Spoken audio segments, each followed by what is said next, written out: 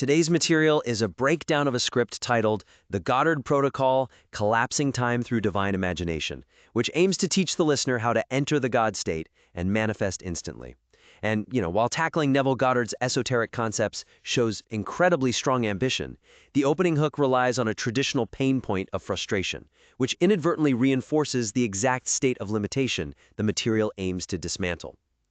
Let's look closely at the section discussing the hook, where the script begins by addressing the viewer's frustration with waiting for the 3D reality to catch up to their desires. Right. The whole waiting game. Exactly. Now, I have to play devil's advocate for a moment here, because in traditional persuasive writing, or like standard copywriting, validating the listener's current pain is pretty much standard practice. Oh, absolutely. It's copy 101. Right. We're always taught that every great persuasive text needs a villain, right? So if we don't explicitly acknowledge their frustration with time, won't they feel like the script just doesn't understand their current lived reality? That is a brilliant point to raise, honestly, because standard copywriting rules absolutely dictate that we meet the audience in their pain. However, the weakness here is that applying standard commercial copywriting to highly esoteric metaphysical manifesting creates this severe cognitive dissonance. How so?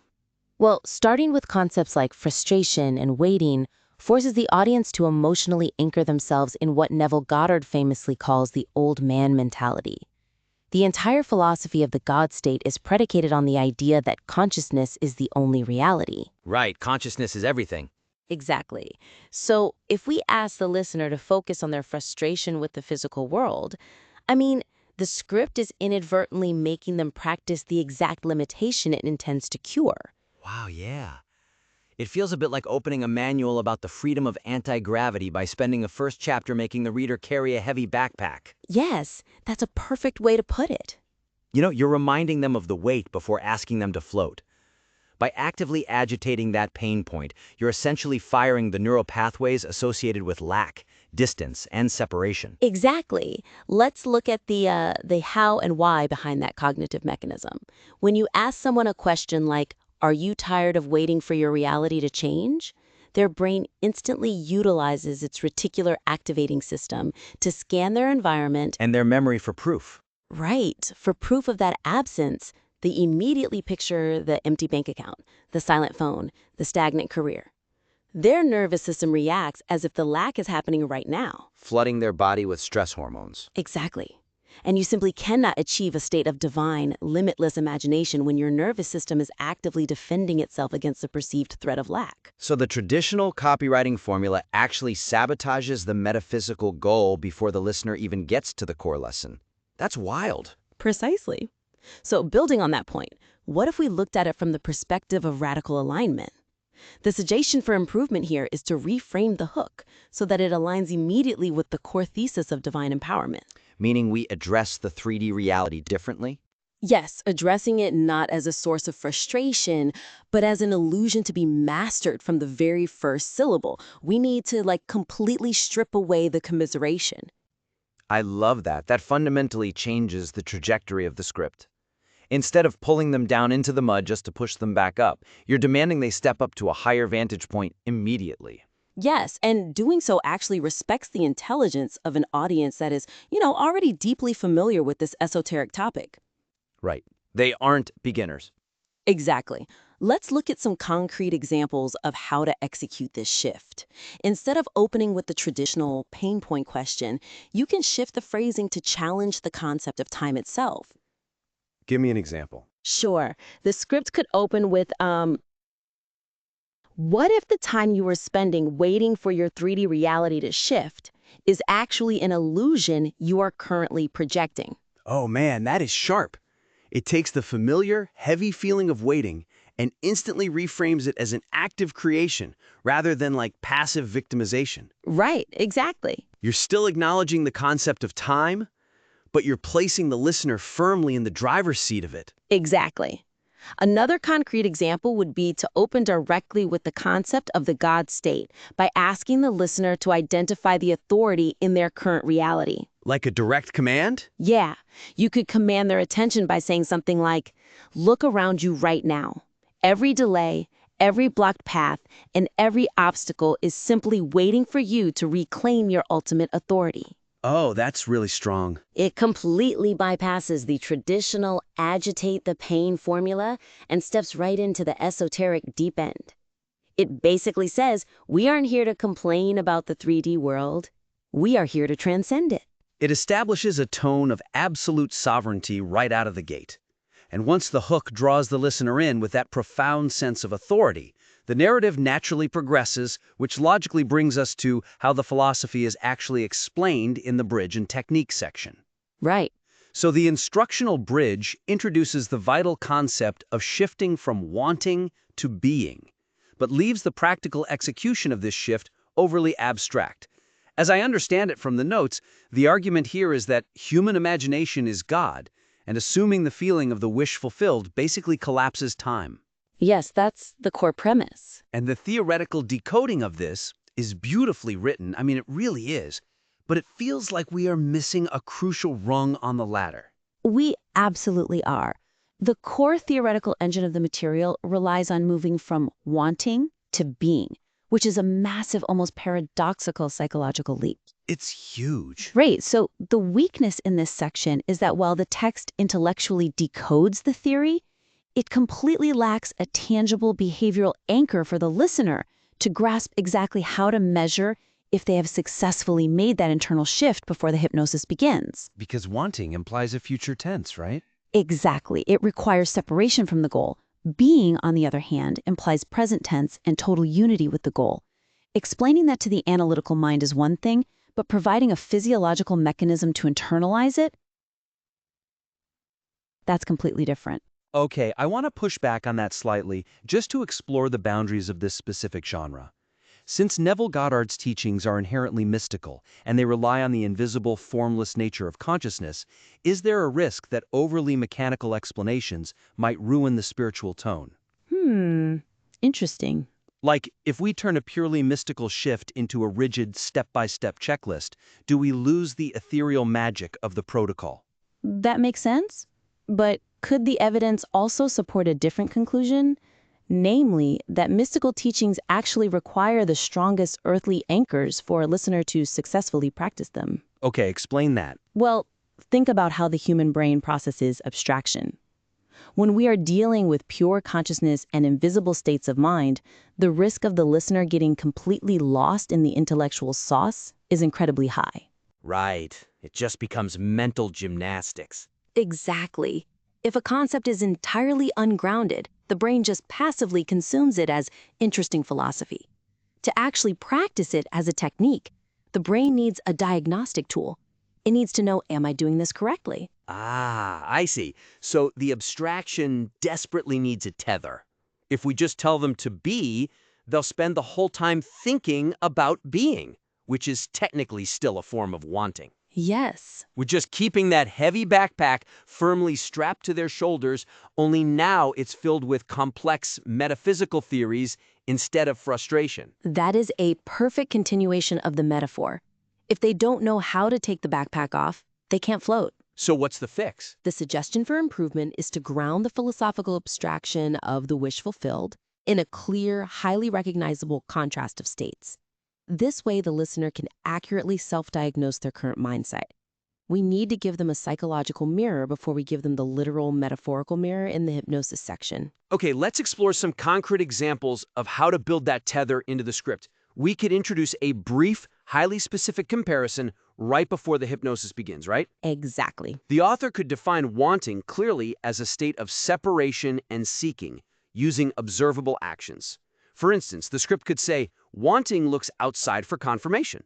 It checks the clock, it frantically checks the bank account, it stares at the phone, waiting for a text. Yes, focus entirely on the behavior, and then contrast it sharply with the behavioral markers of being. Right, so the script would immediately follow up with something like, being looks inward for confirmation. It requires no physical proof because the imagination is already satisfied.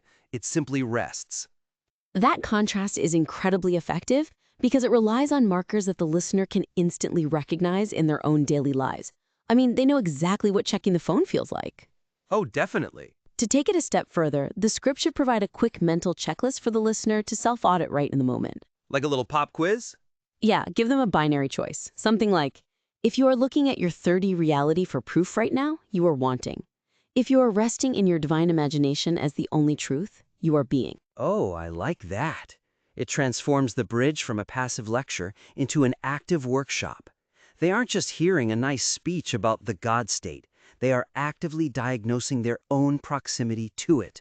They're checking their own internal frequency.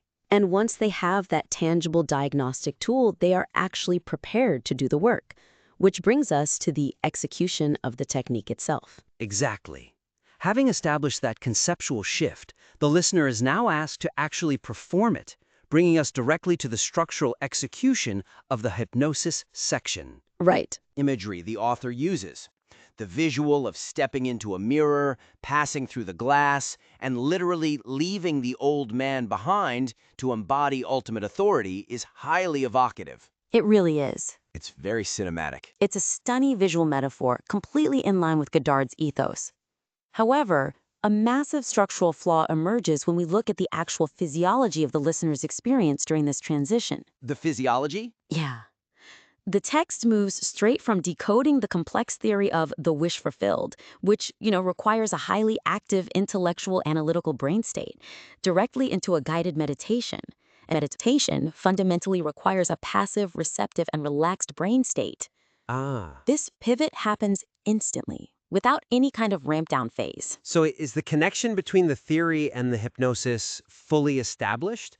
Or is that an area to potentially bolster? Because structurally, it seems like we're asking the listener to sprint at top speed and then immediately fall asleep. That's spot on. The cognitive friction there could easily snap them out of the experience altogether. Sprint and then immediately fall asleep is exactly what is happening here.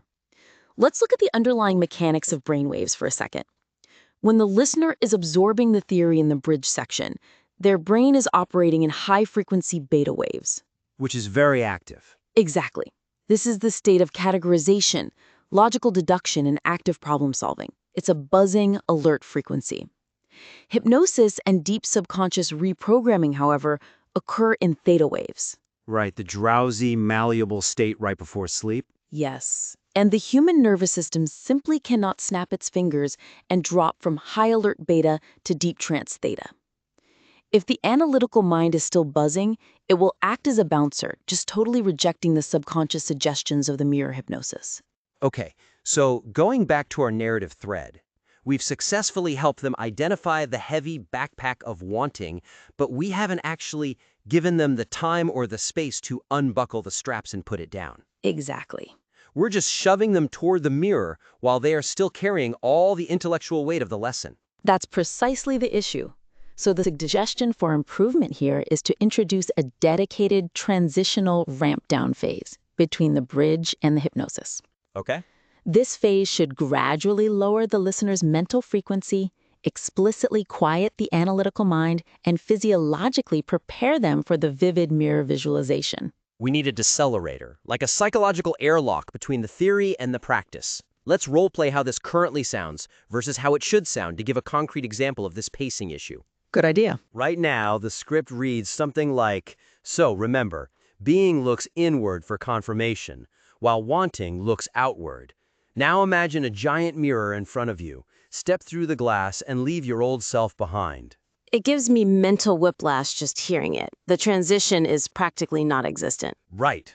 So, for concrete examples of improvement, the author could insert a 30-second to 1-minute pacing script that explicitly tells the intellect to step back.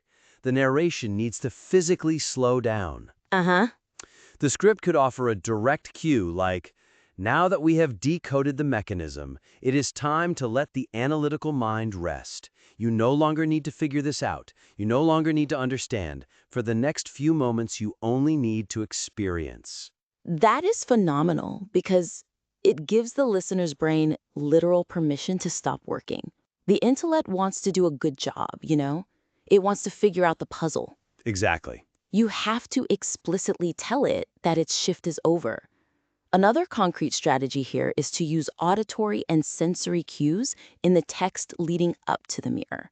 Instead of just announcing the mirror out of nowhere, you have to prompt the listener to actively dismantle their current physical environment. Oh, I see. How would that look in the script? Well, you might write something like, close your eyes. Feel the weight of the room around you begin to fade. The walls are dissolving. The sounds of the outside world are dropping away, getting quieter and quieter, leaving only the sound of my voice and the vast empty space of your own divine imagination.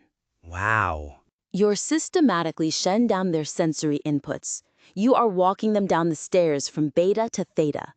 Only after you have completely cleared the mental environment should you introduce the specific high-definition image of the mirror and the old man. Hearing the difference in those approaches is massive. The first one demands imagination while the brain is still tethered to the physical room.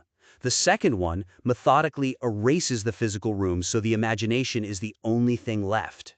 Exactly. It ensures the listener isn't carrying the heavy machinery of analytical thought into the highly delicate, highly impressionable space of subconscious reprogramming. Right. It honors the physiological reality of the listener while delivering the metaphysical promise of the text. Well said.